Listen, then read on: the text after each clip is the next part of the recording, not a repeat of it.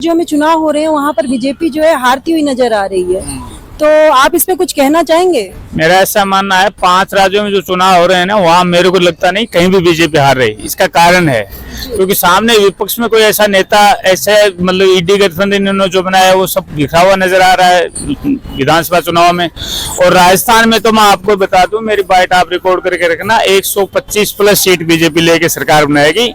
और मेरा ऐसा मानना है कि सीटों का तो मैं हर जगह आपको नहीं बता पाऊंगा, लेकिन 5 में से 4 राज्य बीजेपी सरकार बनाएगी, हर हाल में बनाएगी। इसका रीजन है कि इन्होंने एक तो ये पनौती जो बयान दिया है ना, ये इनको तेलंगाना और राजस्थान में बड़ा नुकसान पहुंचाएगा। गलती से मध्य प्रदेश से पहले पनौती वाला बयान आ जाता तो और भी ज्यादा फायदा होता बीजेपी को, लेकिन राजस्थान में तो पनौती का बयान किसने दिया? ये तो आम जनता ने वर्ल्ड कप के बाद बोला ना, पनौती। नहीं, उन्होंने दिया ना, जिस खानदान का मैं तो नाम भी नहीं लेना चाहता, जो ये कांग्रेस पार्टी जिसको बहुत बड़ा नेता मानती है ना, मैं तो उस खानदान का नाम नहीं लेना चाहता।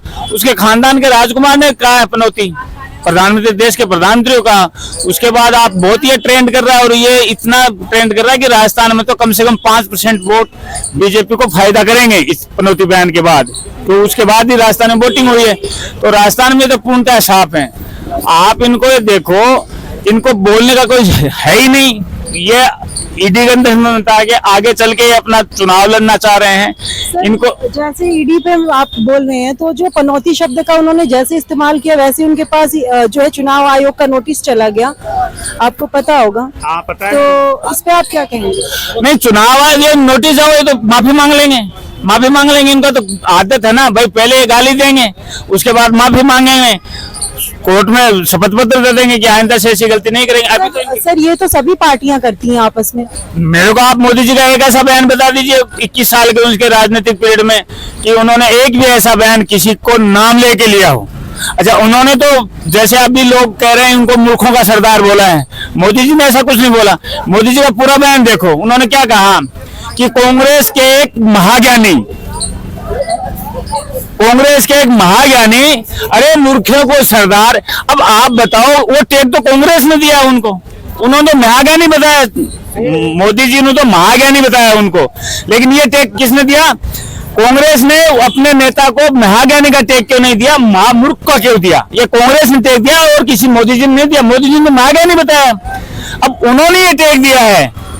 मोदी जी का पूरा बयान लोग बता नहीं रहे ना, कि कांग्रेस का एक महाज्ञानी आगे बोलते हैं मूर्खों का सरदार है, तो उनको मूर्खों का सरदार ही क्यों समझ में आया कि हमारा नेता मूर्खों का सरदार है? उनको महाज्ञानी क्यों नहीं समझ में आया? तो मोदी जी बोल रहे हैं कि 5 में से 4 राज्यों में आएगी, तो कौन से एक राज्य में आपको लगता है कि नहीं आएगी? तेलंगाना में कुछ थोड़ा मेरे को कोई कारण ये है कि वहाँ लोगों को अभी समझ कम है, बीजेपी की तैयारियां थोड़ी कम है। किस तरह की समझ रही है वहाँ? अब वो उसकी थोड़ी अपने होते हैं तैयारियां, क्योंकि इन्होंने अपनी ज्यादा हिंदी बेल्ट में ज्यादा जोर लगा रखा है अभी तक, और तेलंगाना में भी हो सकता है, लेकिन वहाँ कंफर्म अभी है नहीं। सर, राजस्थान में भी तो नहीं लग रहा है कि बीजेपी आएगी? नहीं, राजस्थान में तो आप मेरी बात नोट करके रखना, मैं आपको 3 तारीख को यहीं मिलूंगा। 125 प्लस सीट, यदि 120 सीट 19 सीट भी आ जाती है या 131 चली जाती है, तो मेरा प्रेडिक्शन आप गलत मानना। 125 प्लस का मतलब है 125 से 30 के बीच की सीटें राजस्थान में आएंगी। इसको में तो आपको कहीं डाउट करने की जरूरत नहीं।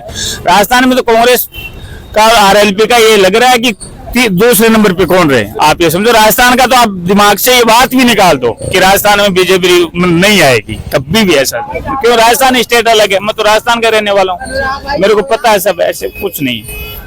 तो आप कहना चाहते हैं कि 2024 में जो है वो मोदी जी फिर से? मोदी जी बिल्कुल आएंगे। इनके रीजन है, आपको बताऊं, कोई ऐसा काम मेरे को एक बताइए आप, जिसकी वजह से मोदी जी 2024 में नहीं आएंगे। और मैं आपको ऐसे 10 काम यहाँ खड़े खड़े गिना देता हूँ। सबसे पहला काम क्या है? जो टॉयलेट 1963 में बन जाने चाहिए थे, 2014 में बनने शुरू हुए। लेकिन सर, उन टॉयलेट का यूज कितना हो रहा है? कई जगह दिखाया जा रहा है। अरे बनाते तो सही, इन्होंने तो बनाया ही नहीं ना, ईंटें तो खड़ी की है ना। मैं मान लेता हूँ, आप कह रहे हैं कि यूज नहीं हो रहा, उनकी वो खंडर टाइप है, खंडर वंडर बनाए तो शुरू, खंडर में अपना पर्दा टंगा के अंदर बैठ तो सकते हो आप। सर, दूसरा काम है जो जन धन योजना के अंदर खाते खुलाए गए, मेरे ख्याल में लगभग 45 करोड़ खाते खुले। उससे पहले गरीब आदमी बैंक के अंदर भी नहीं जा सकता था, बैंक के अंदर नहीं जा सकता, खाता तो बहुत दूर की बात है। सर उसके बाद जो नोटबंदी की गई उसमें लाइनों में लाइनों में आप लाइनों में कौन लगे जिनके पास पैसा था ब्लैक का, आप लाइन में लगे, मैंने लाइन में लगा। भाई आपको थोड़ी सी असुविधा हुई होगी कि आपके पास 2 लाख रुपए 500 और 1000 के नोट है, आपने चेंज करवा लिया, अपने खाते में जमा करवा दी। अमूमन ये कोई ज्यादा तकलीफ की बात नहीं होती, वैसे भी 4 दिन की बैंक की छुट्टी हो जाती है, उतनी तकलीफ तो फिर भी होती है। तो नोटबंदी में तो पब्लिक को ज्यादा कोई पैसा नहीं है। मैं कह रहा हूँ पब्लिक खुश है। क्यों खुश है?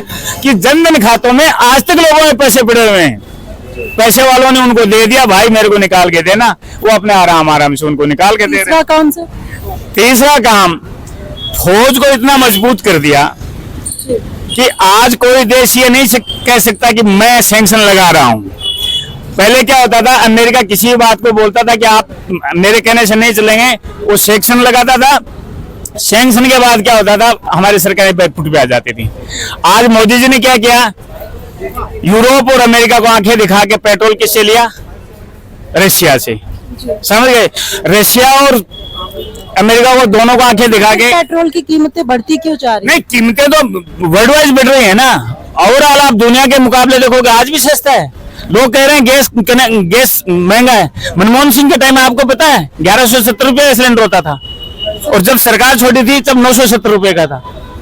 हाँ, और आज क्या है, आज जिनके उज्ज्वला योजना में कनेक्शन है ना, उनको 600 रुपये सिलेंडर पड़ता है सब्सिडी काट के। उज्ज्वला योजना में जो कनेक्शन मिले उनको यूज ही कितने लोग कर पा रहे हैं? नहीं, यूज पास तो उसको भराने के लिए पैसे ही नहीं है। नहीं, पैसे तो अब आपको लगाने पड़ेंगे। मोदी जी हर बार तो नहीं देंगे, कोई भी आपको अपना कमा के खाना पड़ेगा ना।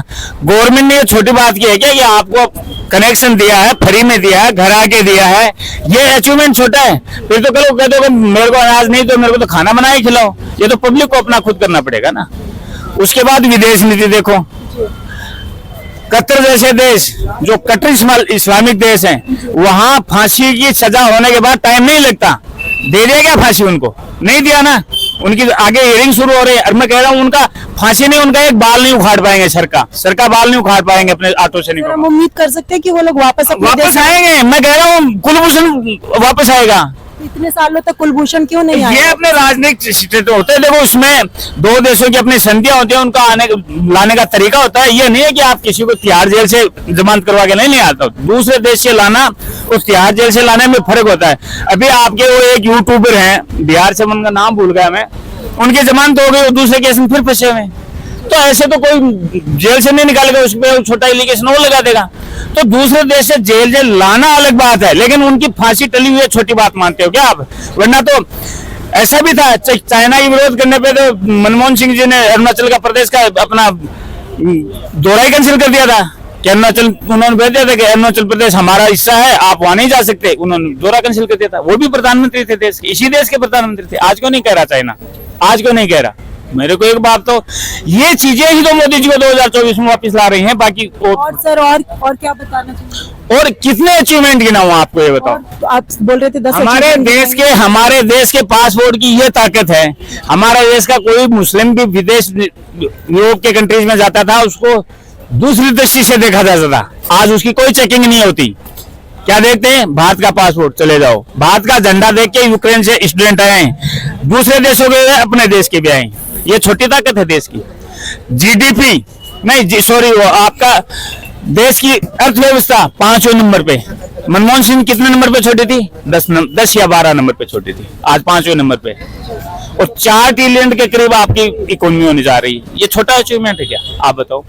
छोटा देश के अंदर खुद अपना फाइटर प्लेन बन रहे हैं, छोटा अचीवमेंट बता रहे हो। पहले विदेश से सामान आता था, टेक्नोलॉजी नहीं आती थी। सामान ही आता था, टेक्नोलॉजी नहीं आती थी। आज टेक्नोलॉजी पहले आती है, सामान बाद में आता है। सर, जब इतनी टेक्नोलॉजी आ चुकी है, फिर भी देश के जो युवा हैं वो इतने बेरोजगार क्यों हैं? वो क्यों अभी भी बोल रहे हैं कि जो 15 लाख का वादा किया गया था उन्हें अभी तक मिला नहीं? मेरे को आज रोजगार मिला। मोदी जी मेरे को वो बाइट ला के दीजिए जिन्होंने ये कहा कि मैं हर खाते में 15 लाख रुपए डालूंगा। मुझे वो बाइट ला के दीजिए, मैं दिलाऊंगा मोदी जी। उन्होंने ये कहा था कि देश का इतनी ब्लैक मनी बाहर पड़ी हुई है कि यदि एक आदमी के खाते से काउंट किया जाए तो 15 लाख रुपए एक आदमी के हिस्से में आते हैं। इतनी ब्लैक मनी बाहर पड़ी हुई है। उन्होंने किसी को देने का वादा नहीं किया था। रही बेरोजगारी की बात, बेरोजगारी आपके दिमाग की सोच है। यदि रोजगार को आप गवर्नमेंट जॉब से ही कंपेयर करते हैं तो गवर्नमेंट जॉब तो आपकी पॉपुलेशन का 1% होता है, उसमें फोर्सेज आ जाते हैं, जितने सरकारी कार्यालय सब आ जाते हैं 1% ही। तो बाकी जनता को तो कमा के खाना पड़ेगा 140 करोड़ को। तो 142 करोड़ देश की आबादी में 150 करोड़ 1.50 करोड़ को रोजगार मिलेगा गवर्नमेंट का, बाकी 42 करोड़ 142 करोड़ 40 करोड़ लोगों को तो कमा के खाना पड़ेगा। तो सर वो क्या काम करे, क्या नहीं, क्या काम आप क्या कर रहे हैं अभी? आप अभी मेरा इंटरव्यू कर रहे हैं, ये रोजगार नहीं है आपका? है एमएसएमई में खुली है, छोटे छोटे रोजगारों के लिए लोन नहीं मिलता था पहले लोगों को। आज आप बढ़ई का काम करो, गवर्नमेंट आपको लोन देती है। किसान आराम से जाओ, अपना केसीसी लो, किसी भी खेती का यंत्र खरीदने के लिए तुरंत आपको लोन देता है। कोई भी फाइनेंस कंपनी में जाओ या किसी भी बैंक में जाओ, आपको ऑटो फाइनेंस करेगा जिसको ऑटो चलाना आता है। जिसके पास नाई की दुकान खोलनी है उसको नाई की दुकान के लिए लोन मिलता है। जिस महिला को अपना कोई रोजगार स्वरोजगार करना है उसको स्वरोजगार के तहत लोन मिलता है। रेडी वाले को रेडी का भी मिलता है। इवन आप यदि एक सब्जी की रेडी लगाएंगे उसका भी बैंक लोन दे रही है। क्या पहले कभी मिला था? ये लोन इतनी आसानी से मिल जाते हैं जितना आसानी से पेपरों में दिखाया जाता है? नहीं, आसानी से मिल जाते हैं। आप जाइए उनसे अपना पूछिए कि भाई मुझे कौन कौन से डॉक्यूमेंट चाहिए, आपको विदिन 7 डेज देंगे, देना पड़ेगा, वरना उनको आगे 4 जवाब देना पड़ेगा। देखो आप यदि ऐसे जाके मांगोगे कैसे कोई नहीं देगा। आप प्रॉपर जाइए, अपने डॉक्यूमेंट ले जाइए और उनसे वो मना करता है तो आप उनसे क्वेश्चन करिए कि मेरे डॉक्यूमेंट में कैसी ऐसी कौन सी कमी है मेरे को लोन नहीं दे रहे। फिर हाई अथॉरिटी को शिकायत करिए। आज तो ऑनलाइन है ना सब कुछ, आपको कहीं जाने की जरूरत नहीं है। आपको एक मेल ही डालना होता है, सरकार को डालिए, फिर पता चलेगा कैसे नहीं।